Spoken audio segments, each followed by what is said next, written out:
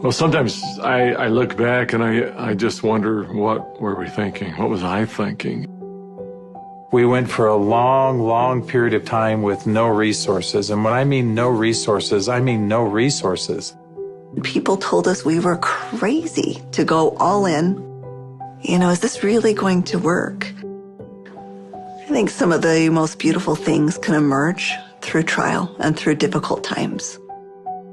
I had been a physician for a long period of time, and I'd had a patient who came to see me, and they would ask me, Dr. Hill, what do you think about the essential oils? And I made the mistake one time of saying, I think that's one of the craziest things I've ever heard.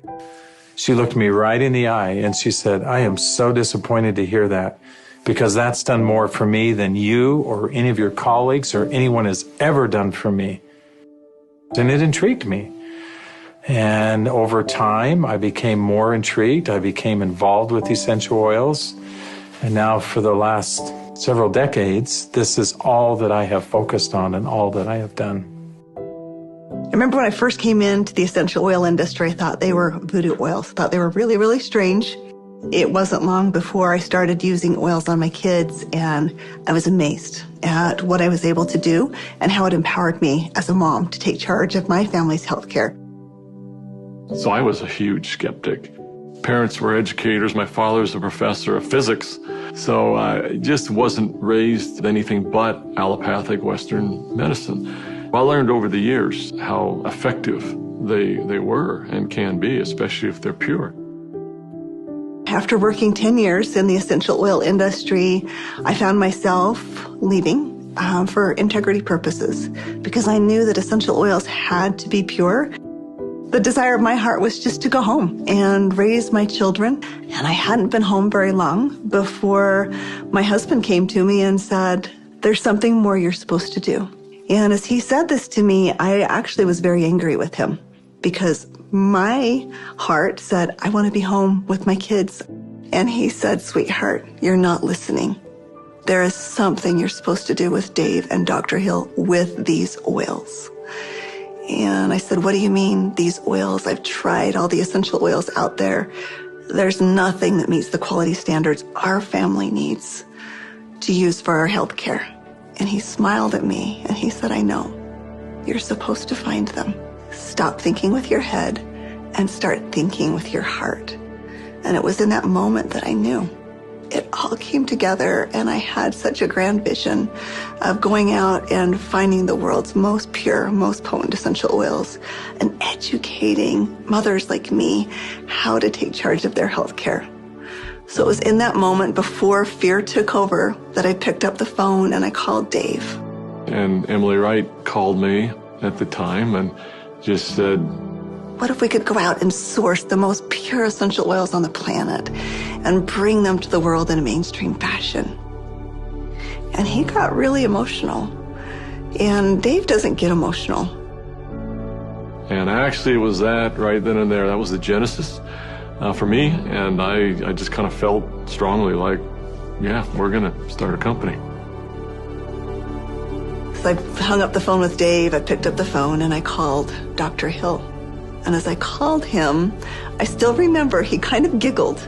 And I said, Doc, this isn't funny. I'm serious about this. What if we could go out and find these pure oils like we've always wanted to do? And what if we could educate people to really understand the power behind these oils? And he said, no, Emily, I'm not laughing because I think your idea is crazy. I'm laughing because I was just getting ready to call you and ask you the very same question. It started with an initial little small meeting in an Italian restaurant in the far corner, and we met for 5.5 hours until they finally kicked us out of the restaurant because we weren't buying food anymore. And we just started to dream. We would meet anywhere we could find some space to meet. And it was in some strange places. Of course, the basement of the Normal Library was one. We got too rambunctious and they finally kicked us out of the library. Sometimes it was in the basement of our homes. I remember not telling my kids, that I was unemployed and starting a new thing, but the dad was working on a project in the basement. As I did the business plan, I started to realize that this was going to be big. I just knew that with such a good team and product that had changed our lives, we felt like this was going to be significant. So as we began in the spring of 2008, that's when we had a massive falling out with the housing market in the United States. And there was a lot of panic and a lot of fear. We looked at starting this company. The first thing you think is, I got to raise money. I've got to get capital. And we set out to do that initially. And actually ended up, the four of us, back in New York City, visiting with some very high-profile people. And as we gathered together that next morning at that conference table, and we've got, all of these Manhattan-style managers that are meeting with us, and they quizzed us for hours. Finally, at the end of the day, they looked at us and they said, "We believe that your business model is going to work. We believe that you will be successful, and we want to fund your venture. We'll give you $5 million. And we all, of course, felt extremely elated. They were willing to fund the company, but of course they were interested in 51% and control. And I just remember the feeling we had as we walked away from that conference table. And the four of us found ourselves in front of the Statue of Liberty. And I remember looking across the water. Almost as if on cue, as I recall, we all just grew somewhat silent. And as we looked out over the water, and I looked at the Statue of Liberty, what rang true to me is, we're doing this to give people freedom. And if we take their money, we can't make people free. And we can't make this dream that we have a reality, because they'll never allow us to bring the quality of essential oils that we know we have to light. Because they'll be looking for an exit strategy, they'll be looking for a return on their investment, and that can't be part of the equation. I remember standing right next to Dave Sterling, and Dave looked at me and in kind of a somewhat shocking way, he asked me, "How much money do you have, Doc?" And I said, I don't know. And he said, "How much can you pull together?" And I said, "I don't know." And he asked each one of us in succession, and before we left the park that afternoon, we had made the decision that we were unable to take any resources from anybody, and instead, we would all leverage everything we have. We took the equity out of our homes, we cashed out 401ks, we liquidated everything we owned in order for this dream to come to fruition. And so as I expressed this to my wife, I remember very clearly, she just looked at me and said, "Well, I trust you. You'll take care of us, and we'll be fine." And we had family members even come to us to say, "You're foolish. Your family is going to be homeless." So we went all in, everything. We didn't hold anything back. We thought it would be for just a couple of months that we went without any income, but it was 13 months. Those final months, we're eating almonds and yogurt and telling our kids they can't go to dance practice and they can't play sports because we don't have enough money. But having that belief that it was all going to be worth it. And I remember a day that we had $5,000 left in our account. $5,000 because we just put together this big oil order. And we didn't know how we were going to make payroll. We didn't know how we were going to make commissions. And just to see how doors open every single time, as long as we continued to step forward, that doors open. People ask me sometimes, how are you guys able to do what you did? And, but everybody rolled their sleeves up and we did every job. We did this job, this job, this job. I was supposed to go out and find these precious oils. So I started calling people, and every single person would say, "Of course, our oils are 100% pure." And that's when I realized almost all essential oils that are sold out there are sold through brokers. These brokers were very smart people, often having very sophisticated labs. And the oils were almost always changed. Most were not pure. Most were synthetically created. I had probably 100+ different samples that had been sent to my home. And every time we would meet, Dave, Dr. Hill would say, Emily, have you found the oils yet? I'd have to say, not yet. Like, are we going down the right path? Is this really what we're supposed to do?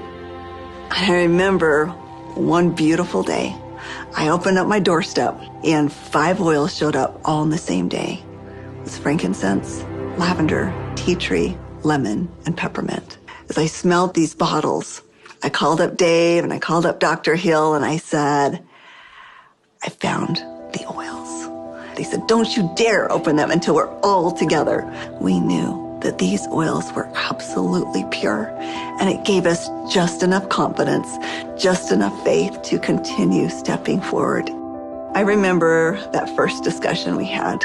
We talked about the culture of the company.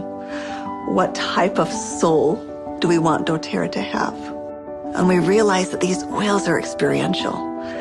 And we realized it had to be a person-to-person model. We had to bring people together. We've got to have a culture of giving back. We have to have a culture of caring. Locking arms with the people who are putting the seeds in the ground, who are harvesting these products. It's making sure that their needs are met. As I look back on it today with dōTERRA, it's overwhelming to me to see the impact it is around the world. There's a lot of sacrifice, but again, those are days we look back on, with some pride. Sacrifice is a really important piece in setting the foundation. Today, we've empowered nearly 8 million families all around the globe. We're now filling 315,000 bottles of oil every single day. And just to think about it on that scale just warms my heart, knowing that every single bottle is changing somebody's life on both sides of the bottle. I think this work has such purpose. It's like, how can we stop? We have single-handedly changed the acceptance of essential oils in science and in medicine. We are so committed to this work. We are so humbled to be stewards of what nature has created so perfectly for us. And we're so grateful for all of our amazing employees, for all of our amazing wellness advocates, for all of our amazing customers all around the world. We haven't changed in our mission. We haven't changed in our purpose. We're still true to those things that very early on were important. If doing the right thing was important then, doing the right thing is important now. If helping and giving service to other people was important then, it's important now. If sourcing oils differently and doing what had not been done before was important then, it's important now. We feel like, as crazy as it sounds, we're still just beginning.